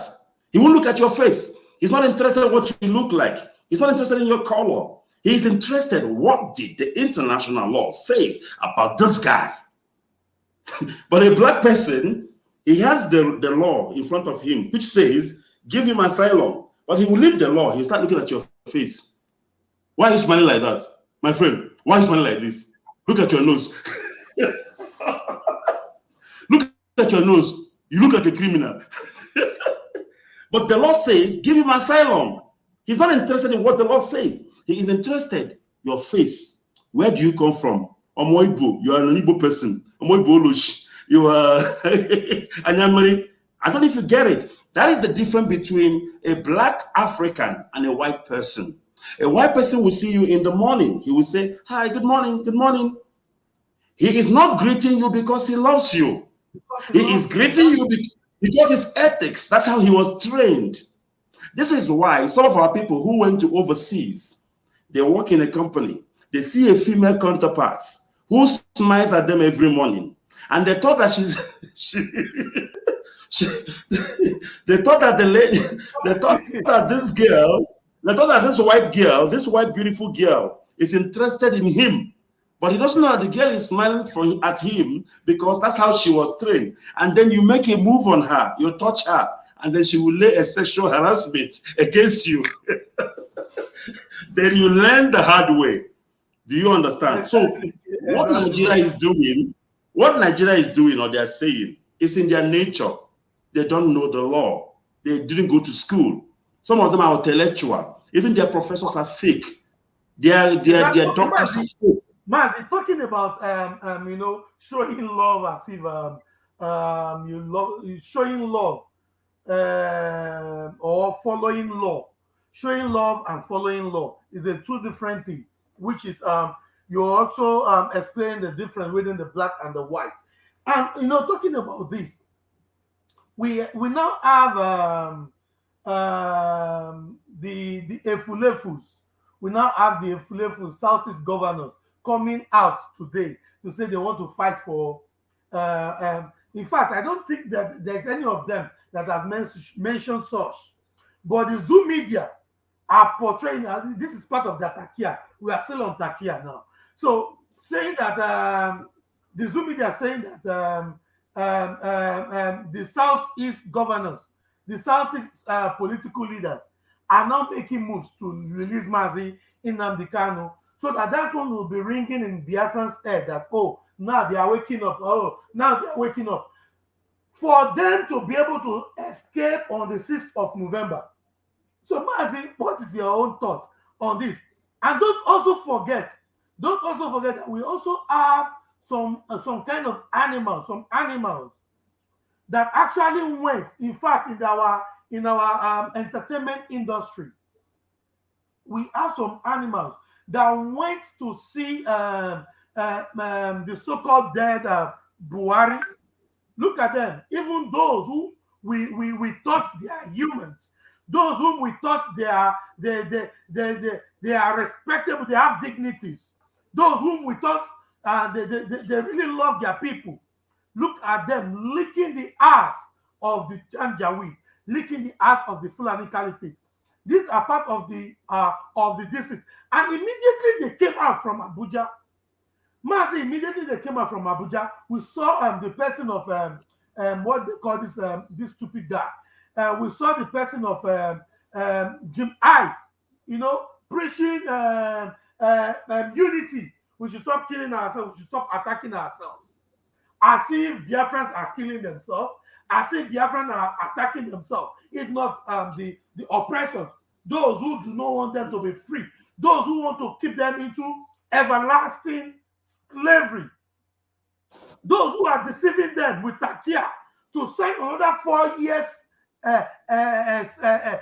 slave document in Anambra State. Mazi, what is your thought on this, please? Mazi, do you see that is TACKIA in action?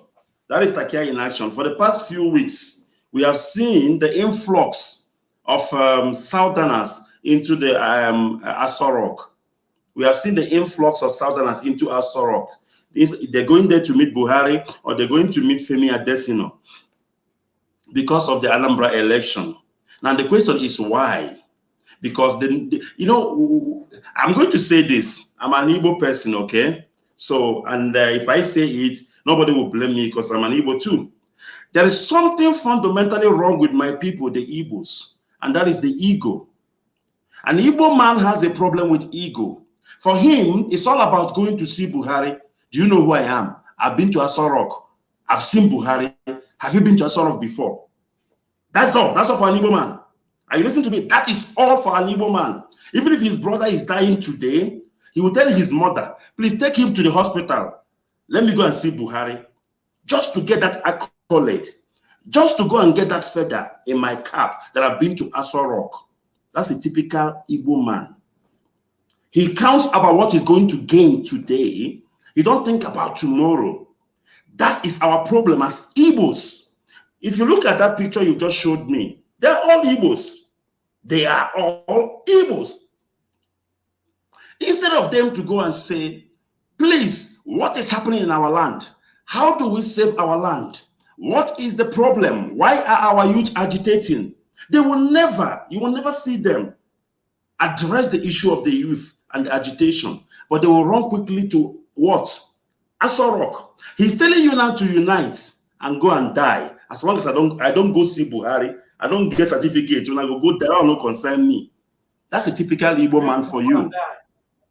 And the reason why, I'm being honest, I'm an Igbo person. The reason why we haven't gotten Biafra today is because of we Igbos. I said the reason why Biafra have not come today is we Igbos. We are the problem. I promise you. You see, one thing I like about the riverine area people, oh boy, if they know one, they know once. Sure you get. You go talk from now to tomorrow, you know they're interested. Any day where a riverine guy go decide, say, you see this Biafra, oh boy, I don't read you. Where you go get him? Then he won't turn back again. That is how they operate. But you will see in IPOB, saboteurs under oath. He doesn't want Biafra, but he's inside IPOB. And you ask yourself, what is this guy doing inside IPOB? So that he can cash in, looking for a loophole, opportunity. Mazi Nnamdi Kanu is incarcerated. Oh my God. All of them now have raised their voice. People you don't know. You know, I went to one of them to her Twitter account. Do you know how many followers she have? 2,000 something followers. Bro, I have almost 8 to 9,000 followers on Twitter. She have only 2,000 something, and she's making noise. That is a typical Igbo person for you. Until we Igbo, let me tell you one thing, I don't massage evil. I don't massage evil. The reason why we lost the war is we Igbo too. Sabo Chua, Sabo, and that Sabo has not ended. We are still, as a matter of fact, it's like Igbo land has become a place where sabos are manufactured. Different shape, different style. Saboteurs with feeding bottles, saboteurs with napkin, saboteurs with bone in their hands, saboteurs who live on airtime of 2,000 naira every week to destroy your people, to destroy your future, to destroy your generation, to destroy your unborn children. Igbos, we are holding ourselves. Igbos, we are holding Biafra. Any day we want Biafra, we will get it. Are you telling me that if the governors in our land in the southern east of Igbo parts will unite and say they want Biafra, are you telling me we're not going to have Biafra today? For Yorubas, they don't really want to do the one.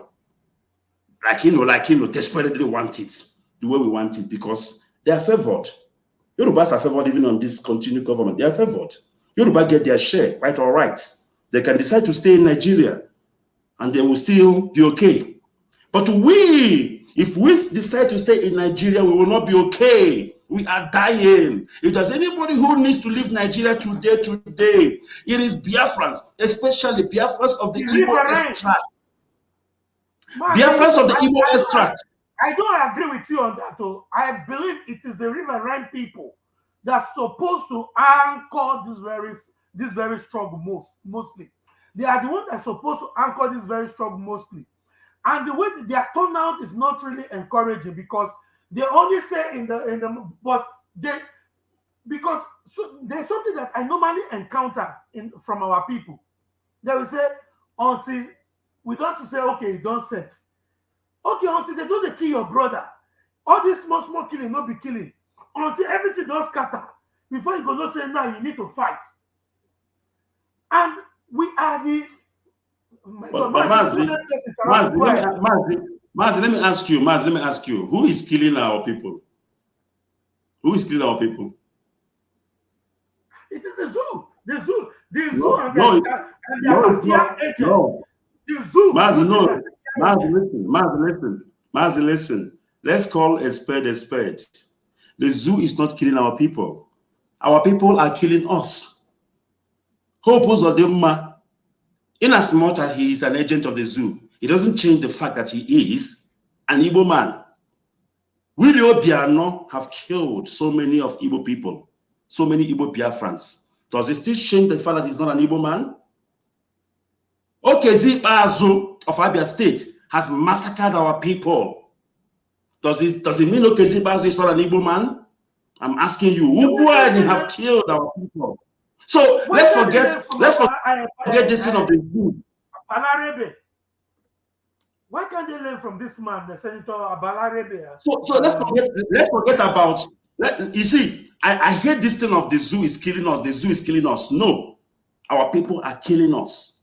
Our people are what's killing us.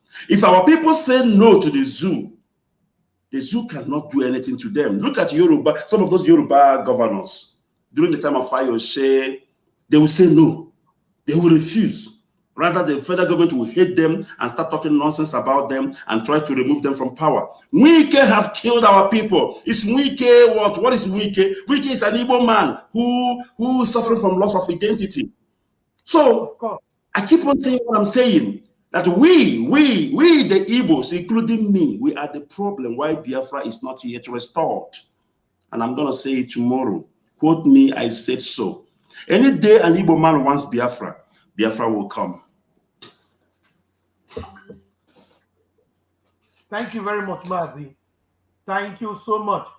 You know, as we're bringing the program is coming close, you know, we are going close to end the program. And I will advise our people, if you have any questions, I mean the hard ones and the intelligent ones, you have Mazi Kechuku here, live here with me. You can bring it on. Of course, it will be well dealt with. And this is the number to call on the screen, +491 521 7543169. I repeat again, +49152175436169. That is the number to call on WhatsApp only. I repeat, on WhatsApp only. Moving further, Maazike Chuka come across this very headline, the Turkish government, the Turkish prime minister or president, sorry to say, the Turkish president saying that terrorists who try to host him out of his government are in Nigeria. They are in Nigeria.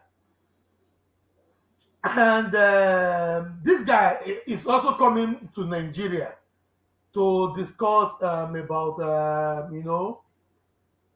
whatever they want to discuss. And we saw the Afenifere, because you also mentioned, I want you to put two things together here. And you also mentioned about our leaders in Biafran land. Our leaders in Biafran land, we don't even have leaders, those who are TACKIA agents in Biafran land, if they decide that they want Biafra to come, Biafra will surely come. Talking about that, we have the Afenifere saying to Buhari openly, you just use the person of Fayoshe as an example. And I can also remember that we also have somebody like Senator Balarebe. We also have somebody like that who speak boldly all time. But it now seems that now only him. So, but still, they are unable to conquer him because he is speaking the mind of his people, and his people are with him.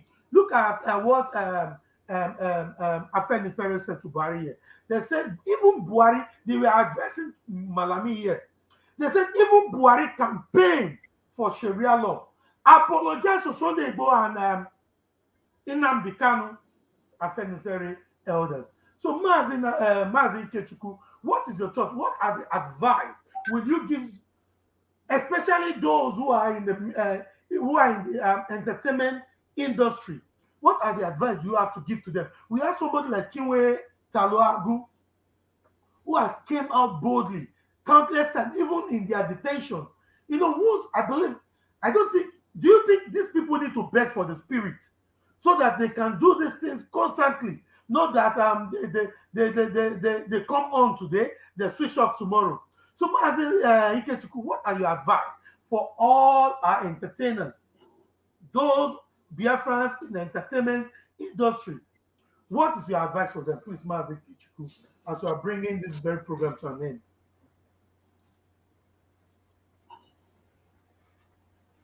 Mazi, okay, let me make it generally, because if I concentrate more on my people, they're going to crucify me. But you see, the truth must always be told. I don't give a damn. I don't give a damn, I promise you. The truth must always be told.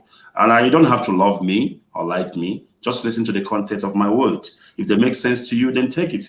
If they don't make sense to you, you can throw them through the trash. Life goes on. You see, Mazi, the problem we have in Nigeria is all of us started from somewhere. All of us, the so-called entertainers, the so-called celebrity, they were nobody before. This Ibu you see, because I was born in Onitsha. I was born and bred in Onitsha. Ibu was a nobody. Ibu was a karate teacher in a primary school, very tattered. He was a karate teacher making some few money. You go there, you pay him 150 naira or maybe 20 naira. He will teach you karate. That's what Ibu was doing. But luckily, because of the gift of God in his life, he blew and become somebody big. Now, in his mind, he has arrived. In his mind, other people can go to hell. That is how the mind of an average Nigerian operates. Once I make it, oh boy, why no one can spoil this country for me? Me don't allow me to enjoy my money now. I never suffer enough. I was suffering now. I don't blow. When I want to carry this on a Biafran thing, can't spoil things. That is how the mindset of an average. Maybe you never know. Maybe tomorrow, if I become a millionaire, I might be like them. I might be telling you, Olajite, we don't do this Biafran thing entire. Make me live and sell, but go enjoy money. That's the life of an average Nigerian. Once you make it, other people can go to hell. And they forget that the same masses, the same people who are being killed, are their customers. They are the same people who are what? Patronizing them. If we don't buy Ibu's movie, he wouldn't have blown. But now, on our shoulder, he have climbed to fame, and we can go to hell. That is an average Nigerian mindset. So, there is nothing I can advise them here, bro. I don't even want to waste my saliva. Say I advise a Nigerian. Thank you so much, Mazi. Thank you, Mazi. Which kind of okay, before we go to the last topic we have here, let me quickly play this because he has a relationship. He has a connection to the last question. So it is very, very important. I'm going to play Mazi Nnamdi Kanu's voice once again for Biafra. Do you now understand what we are fighting? We must make it very, very clear that we are in a struggle for liberation. There is no democracy in a revolution. We are in a perpetual state of a revolution. There is no democracy. We are a quasi-military organization, not in terms of our outlook or pursuit of what we believe in, but in terms of how we are structured. It is called command and control. That is why we are the highest, the largest mass movement in the world. When Biafra comes, you can do all the democracy in your life that you want. There are a lot of things that we are doing that we cannot tell you. When we tell you sometimes, oh, but why are you telling us? You don't have to tell us. But when we don't tell you, you also complain. Oh, why haven't you told us? So we cannot win. If you take them up, they say, you know, Sumabeke is the dead body of a white court mine those days. White colonialists. What do you see? This state commissioner. Take him up, you say no. Bring him down, you say no. Thank you. Mazi Kechuko, let me quickly ask this. How can you rate the current relationship within the Oduduwa and the Biafran people as it is? Because it appears that our both leaders, the front runner of the both struggles, are in detention as we speak. How are we should I say, coping or cooperating since the arrest of our leaders? Mazi, you know, people want freedom. That is for sure. And when you want freedom and I want freedom, you see, there will be this connection because we both want the same thing. Obviously, it's not the rest of the whole of Oduduwa that wants Oduduwa Republic. Same applicable to Biafrans, you know. But those in Oduduwa who really want freedom, and those in Biafra who wants freedom, there is this communication, there is this, you know, feelings. They understand each other. I mean, here in South Africa, now and then we protest together, we do things together all around the world, as you can see. So I still believe that our people are solidly behind what we are doing from the Oduduwa side and from the Biafra side. Of course, there should be little sabos there. And then the same thing I'm saying, the people in powers who don't want to lose their power, because for them, their own freedom has come. But for the masses, they still want freedom.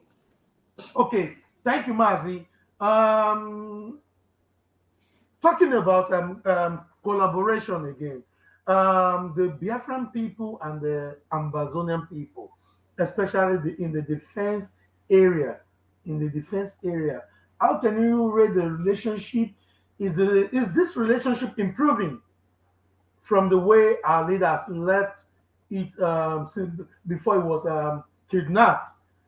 How do you rate this relationship, especially in the defense area, Mazi? All right, Mazi, when it comes to the issue of Ambazonia and Biafra, I can tell you right now, that is one hell of a relationship right there. It is tight. I mean, you heard the leader of Ambazonia addressing Biafrans the other day. That is to show you how cemented the relationship has gone. You know, the thing is, people are asking, you know, Fulani thoughts, this is the conspiracy that led to the rendition of Mazi Nnamdi Kanu, which was, you know, the illicit affair between the Southeast governors and politicians, and then the Nigerian government and some saboteurs in IPOB as well. You see, their thought and their mind was, if we kidnap Mazi Nnamdi Kanu, take him to the zoo, put him in jail, IPOB will fall apart. Then we can go ahead with Anambra State election. After the election, then we can deal with Mazi Nnamdi Kanu. But to their surprise, IPOB become more strong, more solid. ESN is still functioning. Everything is intact. Even the little saboteurs who arose within us, we don't trample them with leg. They don't exist. They just live for Facebook. They yap. Share you get. So that is the thing. That is the thing I'm telling you. You see, Mazi, IPOB, for you to penetrate the structure of IPOB and destroy IPOB, it will take you 150 years. Do you know why? People have died. Blood has been spilled. And the dead are crying for revengeance. And then you think you can come because of your selfish, you know, reasons or your desire to come and penetrate IPOB. It's not going to happen. Because, see, Olajite, I know say you want Biafra the way I want it. If somebody want to come destroy what they do, oh, the network. Can you hear me, Mazi?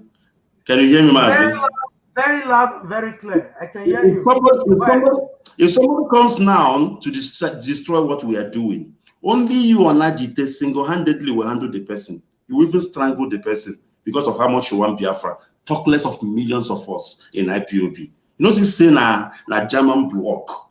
You know, go penetrate. You know happen. So our relationship with Ambazonia in times of strengthening each other's border-wise, ESN and whatever is intact. Unfortunately, we cannot divulge what is taking place, but it is happening. Thank you. Of course. Thank you very much, Mazi. Thank you very much. You know, and I will want you to actually give your a closing remark, and especially, I don't want you to just come here without addressing the coasterners, because it is very, very important. Because people like me, this is the reason why I'm here. This is the reason why I'm doing what I'm doing today. So to make sure that our people are also part of this very not just we don't want the history to go down in a way whereby they will say, they just sit down, they bring freedom, come give them. We want it to be whereby it will be on record that we ourselves, we fought for this very freedom. We died for this very freedom. We paid the same price for this very freedom. So, of course, we haven't gotten there, but with the way things are today, I believe we are getting close. So, Mazi, what are your advice? As you are also giving your closing remark, what is your advice for the coasterners in the riverine area? All right, Mazi, what I would like to say is, first of all, the coasterners, you know, in our language, in Igbo language, we say Igodo. Igodo means a key. All right. And then, of course, you have the Igodomi Igodos. So our leader always said that the coasterners are the key to Biafra. They are the key to give us Biafra. And I'm beginning to understand why our leader said what he said. I'm opportune to mentor a person of Efe. You know, in this struggle, I've never seen a woman who is like a man, like Efe. I'm going to be honest with you, because I've worked with her and I've known many exploits she have done secretly to ensure that IPOB did not disintegrate. I know when there was this coup that was being planned while I was in Israel, I worked with Efe, and Efe exposed the whole coup. Even this present one that is happening now, Efe played a very big role in exposing what is happening. That goes to show you what an average coastal person can do when they apply their mind. You see, those days has gone when we used to pamper people from coastal region. Not anymore, because now they are even there. You know, look at Faith. In as much as Faith, whatever she's doing, I know when she started, she was begging Faith to assist her. But when you see her now on Facebook, says her mouth to the sharp, Do you understand my point? You look at all the people who started small. Today they have blown. So for the coastal people, it's more like a Holy Spirit. When the Holy Spirit descends on them, you cannot stop them. I have Tarinami who also broadcasts with us on this platform. Okay, I taught him how to do radio, took him through the process. When I was teaching him, I was telling him whatever. So You know, when he started to sorry, broadcast, sorry to cut to come in here, because I'm also aware that Mazi Kimo Terinemi was under training with you, because when we told some people that broadcasting on Radio Biafra has a procedure. In fact, you have to go to the you school. must be trained. so, You must be so trained. exactly. Mazi, listen to this. Fine, sir. Mazi, listen to this. Listen to this. I was saying before, before I started, I introduced myself. So tell people my background and my credential. So I was reading, somebody wrote and said, I beg, we're not interested in your qualification or whatever. Just focus and say what you want to say. But I know there's always people like that. But you see, the thing is, it's not easy to get qualification for overseas for Bodo Ibo. Bros, my own degree now for Bodo Ibo now I study there. So if it vex you, make you go hang electric pole wherever you day. See, in 2017 when I started, to broadcast, I was the first satellite station. The first. I started. I used to stay on air for almost 4 hours, 5 hours, because now only me and then London, no other person. Do you understand? Then Mazi Alozie came on board. I helped him here and there. Mazi Ike Peters came on board. I helped him here and there. Almost all the broadcasters, I had inputs in what they are doing. Do you understand? So to take you back again to Tarinami, what I was saying is I trained Tarinami. So I'm more like his mentor in radio. So, but what baffled me, that's when I begin to realize, say, coastal region with the carry last. As somebody who trained you now, I will be on air broadcasting. Tarinami is supposed to come after me. So maybe I've taken like 2 minutes of Tarinami's time. As his boss now, he's supposed to relax, say, boss, they air. But he go send me message, say, bro, so now my time in the chop so. Now, what am I trying to say? The boldness. Do you understand? The boldness. Even though you're my leader, you cannot trample on me. Even though you're my leader, you cannot steal my own time. Do you understand the thing? I love that. So I'm trying to say that our people from coastal line, they are taking their place. They are not playing this baby thing. Oh, talk to them nicely. Oh, they are from coastal region. They go run away. Oh, but talk to them boldly. Swear at themselves. They go swear back and we still continue.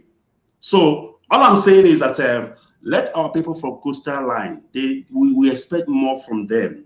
They are trying, but there is more. Because let me tell you, they are on a special assignment as far as Biafra restoration is concerned. They are one of the ingredients that will give us Biafra. So we need them to do more. What they are doing now is fine, but they are not doing enough. They need to step up. They must stop playing this thing of, oh, the Igbos are the big brothers, these people are the big... No, there's no such. We are all equal in the eyes of the law. Biafra belongs to all of us. For goodness sake, it is a coastal man that gave us the name Biafra. So that tells you all you need to know. Thank you, Mazi. Thank you so much, Mazi Ikechukwu. I am very, very happy. In fact, I made sure that I took a lot of your time today. It is not easy to track you down. So when the opportunity comes, once in a while, we make use of it. So, and I feel satisfied that I really make use of this one. So thank you very much, Mazi Ikechukwu, for joining us. My name remains Onajite Igo. Onajite Igo is from the coastal region of Biafran land and Izo and Urobo speaking Biafran. Of course, I will be back here the same time, same day, same time next week, Sunday. And I believe we will be looking forward to the next date because I should be booking down now. So, Mazi Ikechukwu will not have any reason to turn me down in the nearest future. So I should be booking your time down. So we will be expecting to see you here once again as issue comes up We would like to hear from you to share with us what's on ground, to educate Biafrans on things, and especially I believe that a lot of your questions, so most of the people's questions have been asked here by me, because these are the kind of questions they have been asking. And I thank you for the opportunity that you have given to us to have you here. Once again, Mazi Ikechukwu, thank you, and thanks to every Thank you very much. Biafran that have been watching and sharing this very program. And of course, make sure you still continue sharing this program until we get to the doorstep of our enemy. All hail Biafra. See you next week, 5 p.m. and 4 p.m. Bye. Biafran. Thank you.